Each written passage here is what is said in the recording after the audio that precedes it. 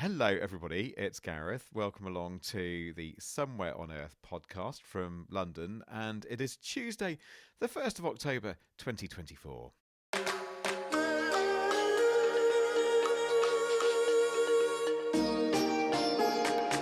And joining me today for some experting, even though Ania doesn't like me calling her an expert, but your producer, editing, something like that, Ania. People know who you are by now, but well, in what guise are you joining us? Because I know that you, and quite rightly, you like to say that like Glenn and Wairimu and Angelica, they're the experts.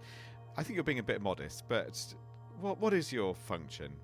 Very, very kind of you. Well, I think my function today, Gareth, actually is a bit of a jack of all trades because let's be honest, the interviews have been done by me because you've been rather busy. But that's fine. I forgot how much I enjoyed actually asking the questions. Yeah, I'm getting worried now because you're exceedingly good at it. So I think my days here are numbered. So I'll try and be good.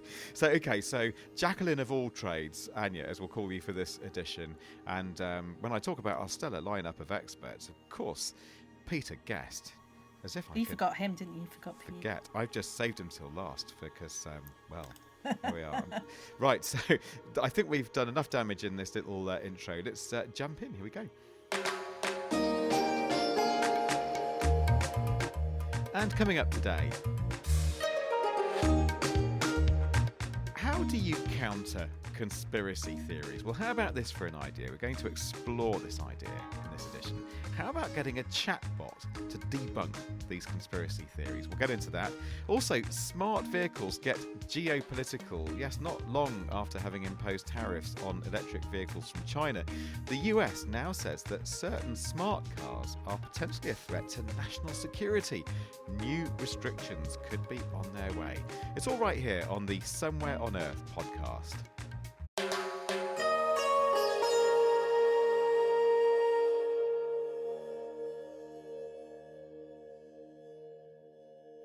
Right then, now if you believe in conspiracy theories, as if any of you really do, because you listen to this podcast and you're sensible, but for people who do believe in conspiracy theories, how likely are they to think again when presented with, like facts and evidence? Well, the good news is that people can shift their view when wacky theories are debunked. So says a study just published in the journal Science. The researchers created an AI chatbot that engaged with people and presented them with facts to counter their dodgy beliefs. The study team invited people to state why they might believe a particular conspiracy theory, and then they fed those responses into GPT-4, that very well-known chatbot, and it was instructed to be a persuasive sceptic, if you like. Ania has been hearing more from co-author Thomas Costello, assistant professor of psychology at American University in Washington, D.C. And Thomas began by talking about the kinds of conspiracy theories that came up. Because people were able to describe their own, that there was a lot of heterogeneity. So some very distinctive conspiracies that few other people in the sample talked about, other than that one person. But there were some notable clusters. So there were things you'd expect, like 9/11 conspiracy theories. We were doing this on Americans. So JFK assassination was another one. Also things related to COVID-19 vaccinations.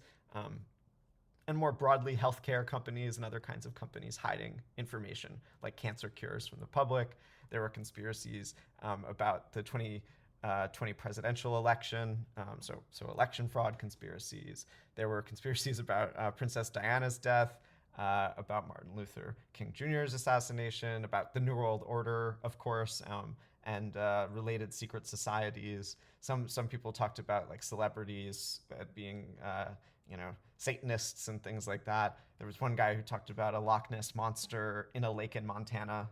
Aliens was another really big cluster. I can't believe I forgot about aliens. So it was quite a mixed bag, which was one of the cool parts of the study. I think until AI had been integrated into this kind of experimental paradigm of debunking conspiracies, which was sort of our innovation, you had to plan everything out beforehand. So you had to pick a conspiracy to focus on. And then, of course, not everyone you bring into the lab actually believes that conspiracy. So it's not really a perfect match.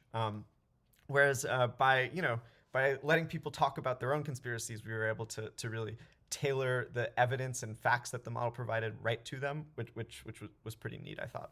Wow, I mean that is a really long list you've just given me, including some that I had never heard of. And it must be so time consuming to train the AI to be able to argue. Would that be the right word? How did you do that? We were able to piggyback a lot off of the work that had already been done by companies like OpenAI, whose model we use, but other like kind of AI companies also do this. That they've fine-tuned and trained the models to follow instructions, but also to adhere to truth and not spread misinformation.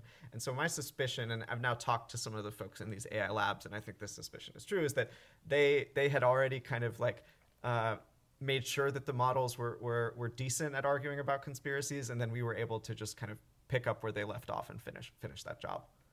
And then the people came into the lab again and sat down and interacted with the AI. Explain what happened. Sure.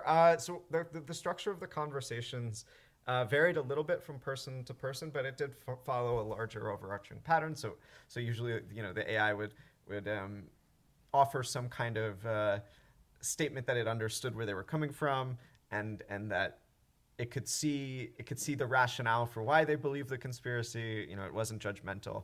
But very quickly it transitioned to providing arguments, and they were largely factual or rational arguments for why the conspiracy was wrong.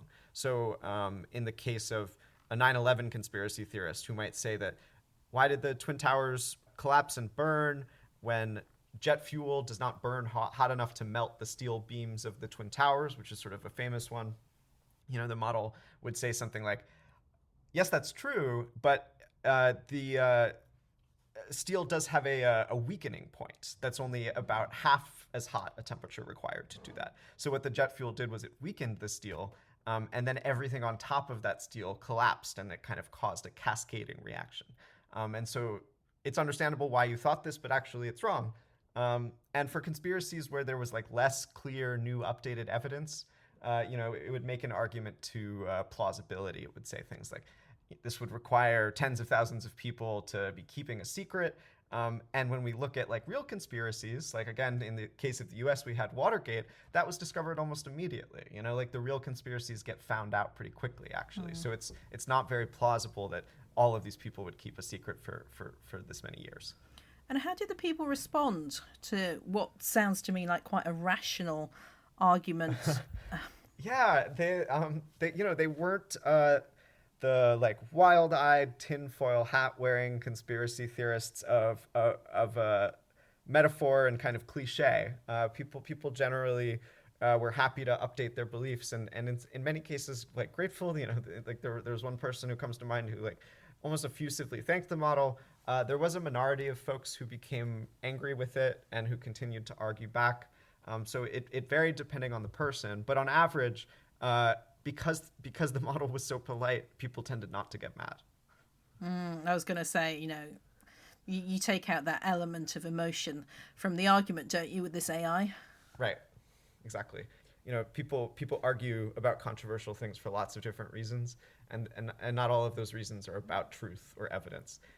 But when you take the human out of the equation, and it's just an AI sharing facts with you, that makes the focal point of the interaction about truth. And perhaps that's why people were open-minded in this context. And what about, the impact it had? What was the percentage that people kind of believed the conspiracies less? Was that... That's not a very elegant question, but do you know what I mean? How big an effect? How effective was it? Yeah. So for the kinds of social science interventions that this might have a comparison to, psychology studies, political science, the effects were really massive, frankly. Like it was almost shocking to see how big a decrease it was relative to other kinds of studies like this. But in an absolute sense, so people went down about 20%. If we use it 100-point scale, where 100 is I definitely believe the conspiracy, and 50 is I'm not so sure, and 0 is I definitely don't believe it.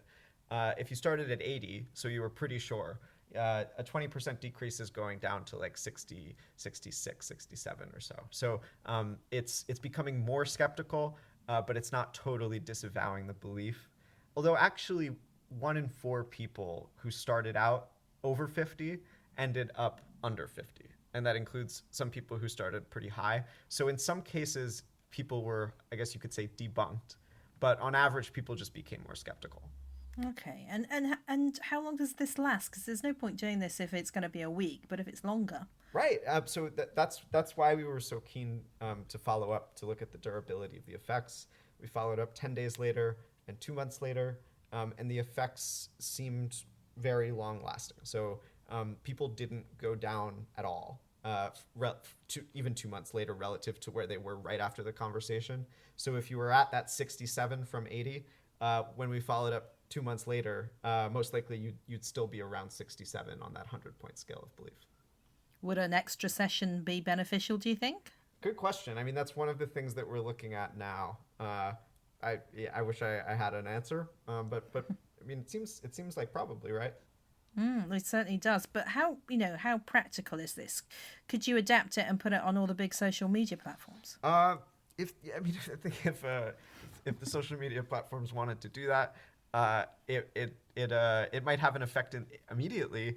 But then there are these, it's entering this complex system, information ecosystem. So people might recoil from it or reduce their trust in the social media companies, so that the net effect was negative. I imagine, we'd want to do a pretty comprehensive analysis of like the ramifications of introducing something like this. And also ethically, you don't want to force an argument on people if they don't consent to it outside of a research context where we do get consent. And so I think being thoughtful about like how to brand this and how to prompt the models to behave is necessary before we like open it up to millions of people. That was Thomas Costello talking to the excellent Ania. So quite a lot to get into here, really. I mean, for one thing, it was interesting, Ania, getting his perspective on the kinds of conspiracy theories. So a few that you might have expected, the 9/11 theories, Loch Ness Monster and what have you. But were you taken by, in either way, surprised or not surprised by the kinds of conspiracy theories that came into this study? Well, I was most surprised by the Loch Ness Monster, to be honest with you. A lot of them were ones that I was expecting, but yeah, that one definitely threw me because it can't be the Loch Ness Monster unless it's in Loch Ness. No, sure. And I was quite pleased that you took the interview in the direction of kind of asking about the dangers of using this kind of approach and the reassurance that we had there from Thomas, that we're talking about GPT-4 that has already been, if you like, pre-primed. Can it be pre-primed? I suppose if you're primed, it's pre. Anyway, never mind. But if you're talking about a model like GPT-4, and in order for it to be let loose on end users, they've already done a lot of work, as in the OpenAI team behind GPT-4. They've done a lot of work, Ania, in making sure that it's not going to, for instance, counter one conspiracy theory with yet another, even more bonkers conspiracy theory. Yeah, I think what Thomas and his team did was really kind of prepare the chat GPT, the bots, quite well, so that they could come up to this and calmly, counter the argument with fact. And that was the key here, because I don't know about you, but I get very emotional, for instance, not to start me on certain topics, because it ain't going to be pretty. And if you feel passionately about something, it is very difficult to then counter that point when someone has such an opposing view. And therefore, the calmness of these bots seem to be really key, Thomas was saying. And there are no raised voices. It's all, very important that the emotion is taken out of it. But I think for me, the most important thing was that follow-up 2 months on and the effects were still there and it hadn't changed. People still were like, no, we're still kind of at the same level, and we don't believe as much as we used to. Well, do you know, I think it'd be very interesting to have a follow-up study to understand more about how those effects became so durable. And I wonder if it's partly because people, they just were persuaded by the evidence. Conspiracy theories, of course, are quite bonkers. And so when you've been just walked through, as these models do, and not shouted at by someone like you who says, you're just talking rubbish, and I'd be just the same. But anyway, when people have been walked through it, perhaps the durability of the effect is because they've gone from one extreme, as it were, to another, from the extreme of believing this absolutely crazy stuff to almost like the other end of the scale where rational thought has kicked in. And that must fire quite a few different synapses and do all kinds of things to the way that somebody's thought process works that makes these revised beliefs more durable. And this is pop psychology on my part. All I'm doing is just throwing out ideas for possible avenues of follow-up. Well, we have a little bit more of Thomas in the subscription extra, so just be patient. There will be more. Okay, so there we are. Teaser alert there that there might be a little bit more on that, and also I just wonder if the durability of the effect might be that people go from having used all kinds of maybe dubious sources for their information, perhaps to thinking, well, clearly that thing I believed about the Loch Ness Monster, it was rubbish. I'm going to think again about the kinds of places I go and get my information, and perhaps that had something to do with the durability of these effects. So I'm just throwing that out there. Can I also just add an observation of my own, though, Ania, after that wild speculation, which is that perhaps people were accepting the truth a little bit more because a machine had debunked these theories. So one prong of that you've already investigated, which is that the machine might be just a bit more patient than a fellow human being that ends up perhaps yelling at somebody that they're just believing a load of nonsense. But the other aspect that perhaps this being a machine brings some idea of impartiality, that in other words, if say somebody like me counters somebody else's conspiracy theory, what I'd probably get back is like, oh, well, you work in a university, you're part of this ivory tower elite, or you work in the media, so you're part of this whole conspiracy against everybody else. So, the kind of things that people get because they're associated with, they might have institutional connotations, whereas maybe just a chatbot that's putting a load of text on your screen in front of you is seen as being a bit more neutral, and you feel less like accusing it as being part of some kind of elite that's acting against people who have these beliefs. That's just purely an observation from me. And also the people were in the lab. So it's not like a natural setting where where you might over coffee be discussing something. You're actually in a much more official clinical setting where perhaps you felt as though what was being said to you via the bot was a little bit more reliable.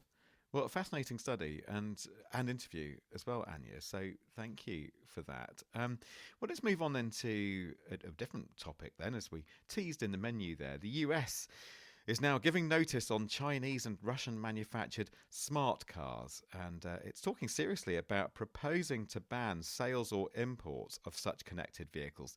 Now that comes from a White House announcement this week, and it's not a trade war thing in this case, says the US. It's a matter of national security. It comes after the United States slapped new tariffs on Chinese EVs back in May. So there is a bit of form here, and that is the trade war aspect of it. Well, Ania, you've been investigating further, haven't you? Yes, after the positive response we've had over our last EV vehicle story, I thought we'd look into it a little bit more. And the US Commerce Department has proposed banning Chinese software and hardware for vehicles with a built-in internet connection. So in effect, this new rule would ban Chinese vehicles in the US market. Now, the Biden administration has already voiced concerns about Chinese companies collecting data on American drivers and infrastructure, as well as the potential for foreign adversaries to remotely manipulate connected cars on US roads. Tariffs that you mentioned on Chinese imports have also increased very sharply this year, 100% tariff on Chinese EVs, for instance. The rule not only applies to Chinese software but hardware, but also to Russian software and hardware. And are there a whole load of Chinese cars already on American roads today? Not really, Gareth. I mean, unlike some other parts of the world where Chinese EVs have significantly increased in numbers since 2018, there hasn't been this similar increase in the US at all. So if that's the case, why is the US getting so wound up about all this? Well, the White House has said the tech poses a threat to national security and auto industry supply chains. Commerce Department has conducted a 7-month investigation into the risks from connected vehicles. They found a range of possible threats with these vehicles having access to infrastructure through charging stations, smart roads and cities. And the new rule would ban systems and components connecting the vehicle to the outside world, including via Bluetooth, cellular, satellite and Wi-Fi modules, as well as automated driving systems. The fear is that these vehicles could collect data on where drivers live, where they send their children to school, what doctor they go to, whether they wear seatbelts, how far they travel, where they travel, etc., etc. However, some car manufacturers in the US have admitted to collecting more private data, and some will not delete data they have on drivers. And these are actually international companies who won't do this. There have also been concerns about extreme examples of a foreign adversary shutting down all of their vehicles operating in the US, causing crashes and blocking roads. Okay, so it's these kinds of fears. It sounds like sort of Huawei Part 2 in many ways. It's part of a similar issue, I suppose. But, Anya, how easy is it going to be then to phase out Chinese, and let's not forget Russian tech as well, from United States infrastructure? So officials are saying that phasing out Chinese and Russian software from the US market would be relatively simple because there just isn't that much of it. But the hardware side would be a great challenge because there is more. If the ban is approved, then the software ban would start for cars registered in 2027, and the hardware restrictions would be enforced in vehicles from 2030. Right, okay. Well, that's one we'll definitely keep an eye on. Thank you for that, Anya. And just before we go, a bit of a kind of bonus extra item, because, of course, we started by talking about conspiracies and people's outlandish beliefs. So should we finish with a bit of a laugh then, Anya? A bit of an outrageous quote? Well, go on then. Let's see. We could almost make this a kind of competition for the listeners. Where did this quote come from, right? In Springfield, they're eating the dogs. The people that came in, they're eating the cats. They're eating the pets of the people that live there. Yeah, well, there's no need to make that a competition, is it? Everyone knows the answer. I'm sure you do. That was Donald Trump in the televised presidential debate. And where did this extreme claim come from? Like, so many of us heard the claim, but where did Donald Trump get that from? Okay, well, we have a bit of an inside track on this. Jack Brewster is enterprise editor at NewsGuard, and he found the original comment with his colleague. So, Anya, you caught up with him, didn't you? Let's just hear a little bit of your conversation. Finding the original source of this is almost as interesting as the story itself. We tracked down the original post or the photo, the screenshot that people were sharing online, and why we wanted to ask the question, where did this come from? What was the original source of this? And when people had shared the screenshot of this Facebook post, they had left some of the letters on the top of the redacted name exposed, identifying the original poster. And so I just zoomed in and looked for the fragments of the letters that were exposed and tried to guess what this person's name was by those letters that were exposed. And after a few minutes, I realized that it was the name Erica. I went into Facebook, started searching for Erica in Springfield, Ohio, and eventually found a match for Erica in a Facebook group that talked about pets in Ohio. So that was how I found it. And then we went and messaged her and spoke to her. And what did she have to say for herself? Why did she post this particular post? She said that, she was a concerned citizen, that she wanted to alert her, fellow Springfield residents about what was going on in the town, or what she thought was going on in the town. And she did so because, that was what people did in this private Facebook group. She had no idea that this was going to end up on the presidential debate stage. She didn't think it was going to go outside of that private Facebook group. And she found that, she says she had heard this from her neighbor, who she thought to be credible. And she said, okay, well, I think there's been some problems with the Haitian migrants in the town. This neighbor seems credible. I should, not sit on this. I should alert people. And the neighbour, you spoke to them as well. What was their source for this information? Did they actually see this apparent cat hanging from a tree? No, and that's why, I call this story a game of telephone, right? If you remember playing that with your friends in the playground. The two people we spoke to, both of them did not see this firsthand, did not hear it firsthand. The neighbor said that she heard it from an acquaintance of a friend, and I still don't really know what that means. I mean, I can sort of theoretically guess what that means, but just the way she was describing it, it was very confusing and said something kind of about the story, which is that this was kind of an unverified rumor, and it didn't matter that was the case. It still ended up on the presidential debate stage, and that's pretty astonishing. And neither women were bothered that they didn't actually have an original source, that they weren't witness to this apparent claim? They did not, no, and we were unable to sort of keep going down the telephone line to find more people. It stopped there. So, I'm not even totally sure whether there is the original source of this, or a person who really does think that they saw this happen. And unfortunately, on the internet, I don't think that necessarily, matters to a lot of people. They, just want to sort of believe they want to believe things that confirm their own beliefs. All right, that's Jack Brewster talking to Ania, and it's fascinating, Ania, just to hear the little backstory there, isn't it? Can I just say at this moment that a Springfield police spokesman has said, in response to recent rumours alleging criminal activity by the immigrant population in our city, we wish to clarify that there have been no credible reports or specific claims of pets being harmed, injured or abused by individuals within the immigrant community. Now, the mayor also reiterated there were no cases of animals being taken, killed and eaten. So just to put that out there, these are completely false. Did we even need to point that out? We probably did, didn't we? Let's just be completely and utterly clear on this.